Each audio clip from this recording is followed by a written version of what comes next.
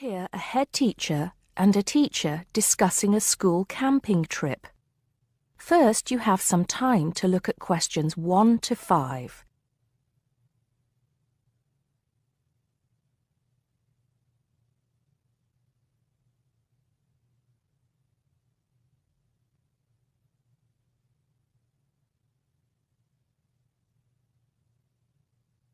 Now we shall begin. You should answer the questions as you listen because you will not hear the recording a second time. Listen carefully and answer questions 1 to 5. Good morning, Mr. Thompson. Can I speak to you for a moment? Of course, Jamie. Come in. Have a seat. I've just finished looking through the reports for this term. It looks like the pupils are doing very well. Yes, I think they are. It's all going fine. So, Jamie, what's on your mind? Well, I've been thinking about next month's camping trip, the one for Year 10. Yes, we've got it scheduled for the 23rd to the 26th, if I'm not mistaken. Actually, I think it's the 24th to the 27th. Let's just check. Oh, right. Yes, you're right. So... Well, I've been thinking about how we might possibly make this year's event even better than last year's. Not that last year's wasn't great, but... Suggestions for improvement are always welcome, Jamie. So, what have you been thinking about? Well, to tell the truth, I wasn't completely happy with the camp we used last year. It was rather small, and I didn't feel that the grounds were particularly well kept. Go on. I did some searching, and I think I found the perfect spot. It's called Shepton Meadows, and... Is that the campsite in the Lake District? No, actually it's just outside Carlisle. It's a huge site, and it's on a lovely lake, Lake Brant, I believe it's called. Half the site is forested, and the rest, the actual camping area, is grassy. For kids that rarely get to see anything more than concrete, it's ideal. And the facilities are amazing. There's a basketball court, a large pool, and a football pitch. There are well-marked trails through the forest for hiking, and the lake is there for swimming and other water sports. I believe there's even a lifeguard service. That sounds like it might suit our purposes perfectly. Did you happen to find out about availability and cost? Yes, as a matter of fact, I did. I called them yesterday evening, and there are plenty of spots available. And because we're a non-profit organisation, they said they would give me a reduction in the price. If I remember correctly, we paid £5 a head last year. Yes, per night, right? Yes, each child paid £10 for the 2 nights. Well, at this campsite, it's only £4 per night. And they told me that if we had over 50 children, which we do, they could give us a further 10% off. That's very reasonable, isn't it? Well, from what you've told me, I think we should probably go ahead and book. Excellent. I'm sure the children will love it. I'm sure they will. Before you hear the rest of the conversation, you have some time to look at questions 6 to 10.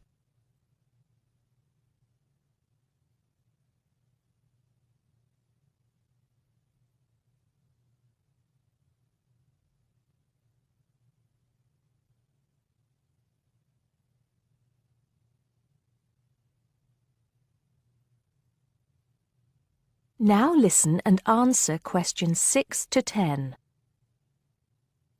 Now, Jamie, have you given any thought to an itinerary by any chance? As a matter of fact, I have.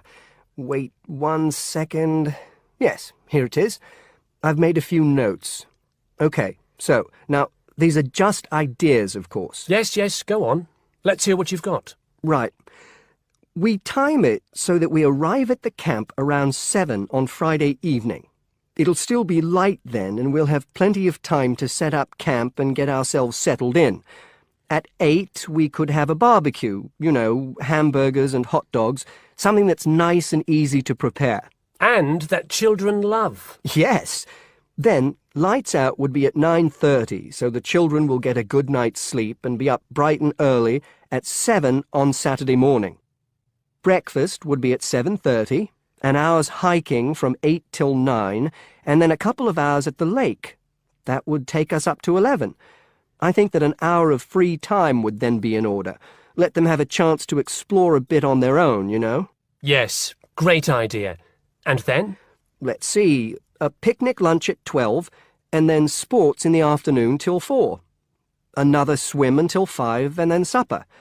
After clean-up, around 6:30, we could have a talk-back session, where the children get a chance to discuss their day and anything else they might have on their minds. Then a campfire and sing-along at 8, back to the tents at 9:30, and, well, that takes care of Saturday. Excellent, excellent. That would certainly keep them busy. What about Sunday? Sunday, right. As on Saturday, same wake-up and breakfast times, and then I thought we could go on a bit of a day trip. There are some caves about an hour's walk from the camp, which I thought the children might find interesting. We could leave at 8, which would mean we'd get to the caves at 9. They could explore for a couple of hours, and we'd head back at 11. 12 o'clock would see us back at the meadows. An hour's swim, and then lunch at 1. Then we could have organised games in the afternoon until supper at 5. It would take us an hour to clean up our sites and pack up. We'd be on the buses at 6 and all set to head back into the city. Well now, you've certainly put a lot of thought into this, Jamie, and it's paid off. I think it sounds wonderful. I can't think of a thing that needs to be changed. Let's go for it. Brilliant! I'll get the itinerary printed up and put it up on the notice board this afternoon.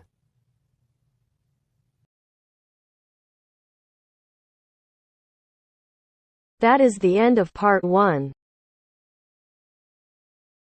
You now have half a minute to check your answers.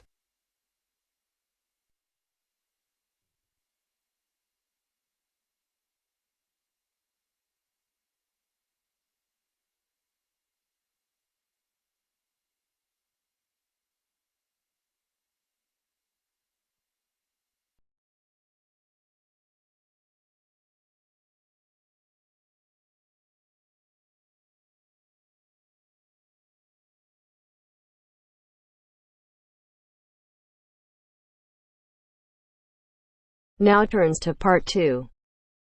Part 2.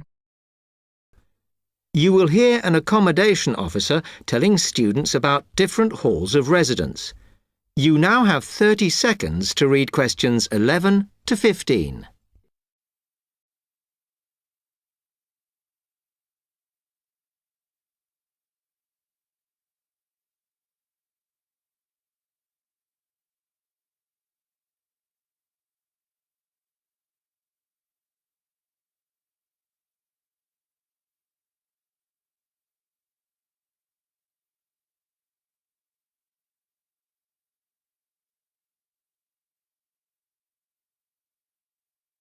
Good afternoon, and welcome to Stanton University.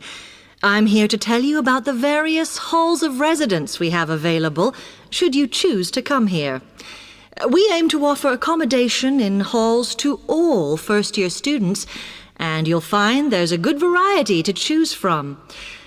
First of all, there's Brown Hall, which, as you'll see, is not the most modern of buildings, but it is very popular with some students. It's got a good sense of community, some nice refurbished kitchens, and unlike the other halls, it has recently had a gym built in its basement. Another option is Blake Residence, which is built like a large house, and so everybody cooks and eats together. It has its own sectioned-off bit of private garden and is even more peaceful because this is an all-girls residence. Although, of course, boys are allowed to visit the hall and, I understand, frequently take part in cooking dinner. The largest hall we have is Queen's Building, and this has been upgraded recently. The original parking area has been built on so that the hall now has a large common room, and each bedroom now has its own shower room, which many students regard as a real bonus.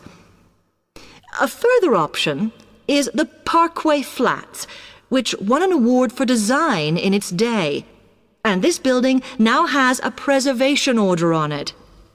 This has meant that only a limited amount could be done to upgrade it, and the surrounding area is important, so parking is not permitted around the flats. However, the flats do have many extra facilities, such as a special computer room, a small library, and a self-service restaurant. The cost of breakfast, lunch, and dinner is covered in the fees for this hall, so it does look a bit more expensive. The last residence we can offer you is Temple Rise, which again is slightly more expensive than other halls as the rooms are larger. This has got very lovely views across to the coast, and this more than compensates for the fact that bathrooms here are shared between 6 students. However, the hall has domestic staff who clean the rooms once a week, so this is perhaps an attractive option for the messier amongst you. You now have 30 seconds to read questions 16 to 20.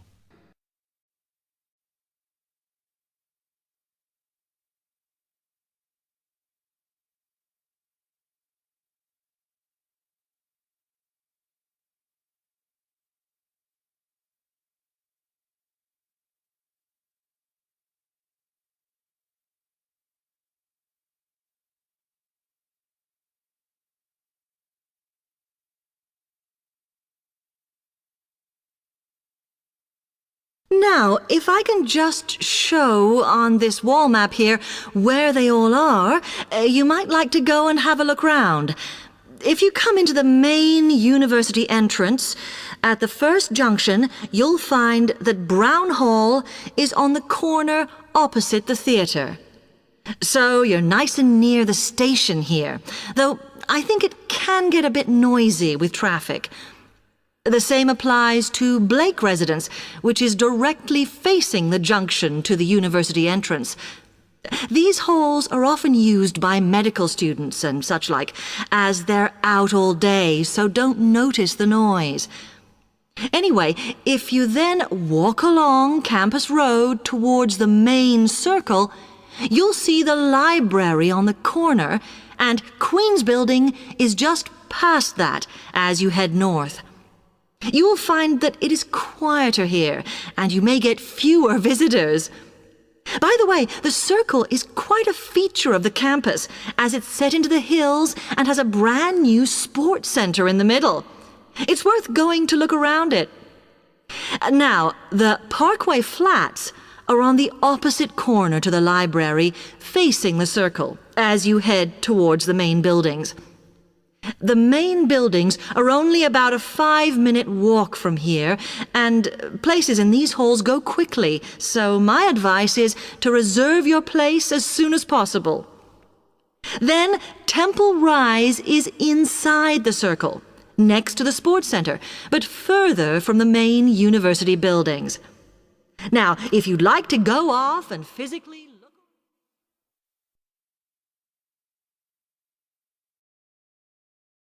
That is the end of part 2. You now have half a minute to check your answers.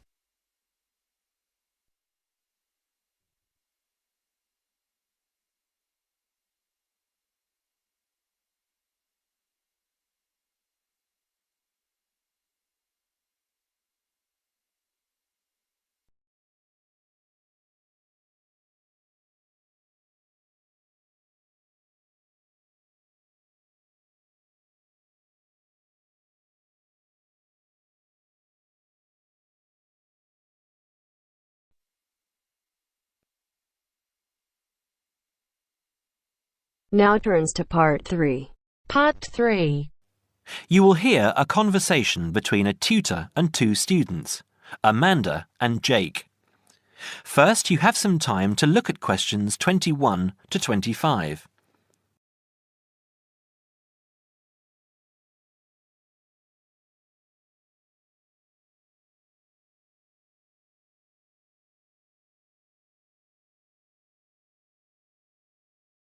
Now listen carefully and answer questions 21 to 25. So, Jake and Amanda, How did the project go? Very well, I think, Dr. Hinton. I certainly learned a lot and enjoyed myself at the same time. Me too. So, remind me, what was your project about? Basically, what makes successful people? Let's call them top achievers successful. Yes. How are they different from us? What do they do that other less successful people don't do? Interesting. And did you come to any conclusions? Quite a few, actually. Good. Share some with me then. Well, I'd always thought that a top achiever would be the sort of person who would bring work home every night and slave over it. But it appears not. Those types tend to peak early and then go into decline. They become addicted to work itself, with much less concern for results. We found that high achievers were certainly ready to work hard, but within strict limits. They knew how to relax, could leave their work at the office, prized close friends and family life, and spent a healthy amount of time with their children and friends. There's a lesson for us all there. Anyway, go on. It's also very important to choose a career which you enjoy, not just one that pays well or which assures you of a pension many years down the line. Surely that's important though, Amanda. Yes, I agree, but being happy in your work is far more important than anything else. Top achievers spend over 2/3 of their working hours on doing work they truly prefer and only 1/3 on disliked chores. They want internal satisfaction, not just external rewards such as pay rises and promotions. Before you hear the rest of the conversation, you have some time to look at questions 26 to 30.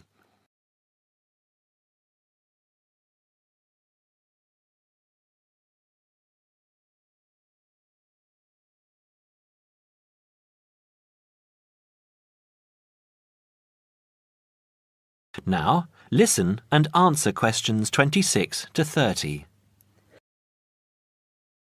Actually, in the end, they often have both, because they enjoy what they are doing, so their work is better and their rewards higher. Yes, Jake, that certainly makes sense. Now, can I ask you something? Do high achievers, as you call them, take many risks? Yes and no. I interviewed one business executive who told me he was able to take risks because he carefully considered how he could salvage the situation if it all went wrong. He imagined the worst that could happen, and if he could live with that, he went ahead. If not, he didn't take the chance. Other people prefer to stay in what I heard described as the comfort zone setting for security, even if it means settling for mediocrity and boredom too. Would you call top achievers perfectionists? Contrary to what I expected, no, I wouldn't. We came to the conclusion that a lot of ambitious and hard-working people are so obsessed with perfection that they actually turn out very little work. I happen to know a university teacher, a friend of my mother's, who has spent over 10 years preparing a study about a playwright. She is so worried that she has missed something, she still hasn't sent the manuscript to a publisher. Meanwhile, the playwright, who was at the height of his fame when the project began, has faded from public view. The woman's study, even if finally published, will interest few people. So, what has this got to do with top achievers? Well, top achievers are almost always free of the compulsion to be perfect. They don't think of their mistakes as failures. Instead, they learn from them, so they can do better next time. Well, would you call them competitive? High performers focus more on bettering their own previous efforts than on beating competitors. In fact, we, came to the conclusion that worrying too much about competitors' abilities and possible superiority can be self-defeating. Yes, and we found that top achievers tend to be team players rather than loners. They recognise that groups can solve certain complicated problems better than individuals and are eager to let other people do part of the work. Yes, loners, who are often over-concerned about rivals, can't delegate important work or decision-making. Their performance is limited because they must do everything themselves. Well, it looks as if you two have done a thorough job and learned something into the bargain too. Now there are just a couple of points I'd like to clarify with you. That is the end of part 3. You now have half a minute to check your answers.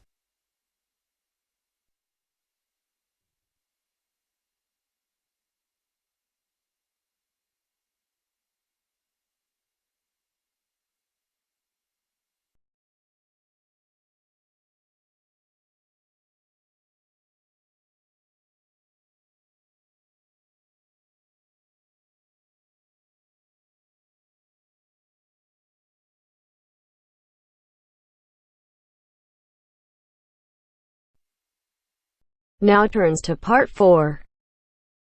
Part 4. You'll hear a lecture on human civilization. First, you have some time to look at questions 31 to 40.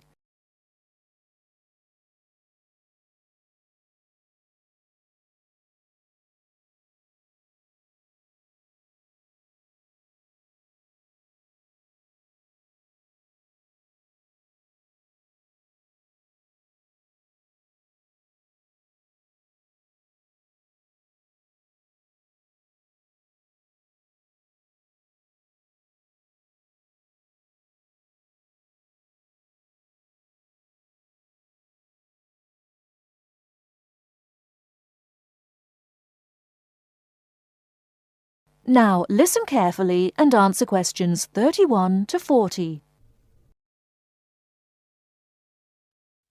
Today in our History Series lectures, Professor Smith is going to introduce the history of human civilization. Welcome, Professor Smith. Good afternoon, ladies and gentlemen. Do you know when human civilization originated? And what's the development of human language? Well, the first 2 stages in the development of civilized man were probably the invention of primitive weapons and the discovery of fire, though nobody knows exactly when he acquired the use of the latter. The origin of language is also obscure. No doubt it began very gradually. Animals have a few cries that serve as signals, but even the highest apes have not been found able to pronounce words, even with the most intensive professional instruction. Apparently, a necessity for the mastering of speech is the superior brain of man. When man became sufficiently intelligent, we must suppose that he gradually increased the number of cries for different purposes. It was a great day when he discovered that speech could be used for narrative. There are those who think that in this respect, picture language preceded oral language. A man could draw a picture on the wall of his cave to show in which direction he had gone, or what prey he hoped to catch. Probably picture language and oral language developed side by side. I'm inclined to think that language has been the most important single factor in the development of man. 2 important stages came not so long before the dawn of written history. The first was the domestication of animals. The second was agriculture. Agriculture was a step in human progress to which, subsequently, there was nothing comparable until our own machine age. Agriculture made possible an immense increase in the number of the human species in the regions where it could be successfully practiced. These were, at first, only those in which nature fertilized the soil after each harvest. Agriculture met with violent resistance from the pastoral nomads, but the agricultural way of life prevailed in the end because of the physical comforts it provided.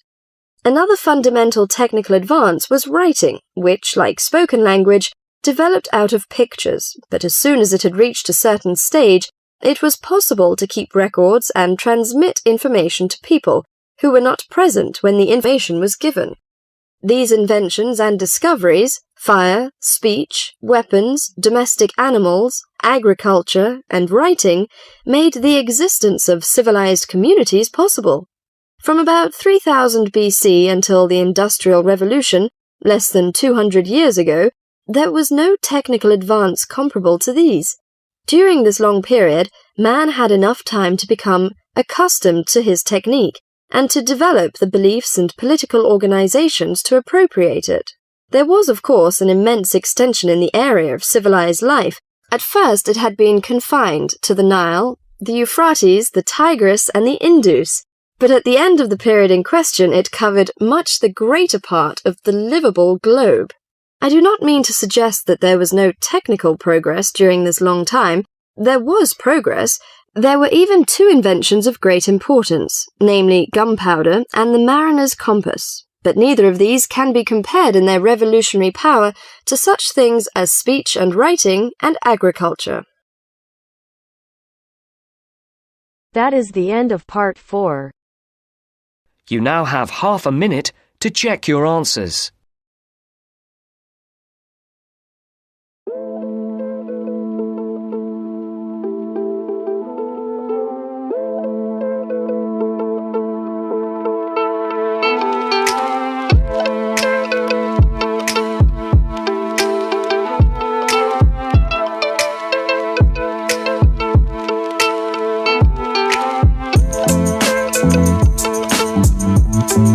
Thank you.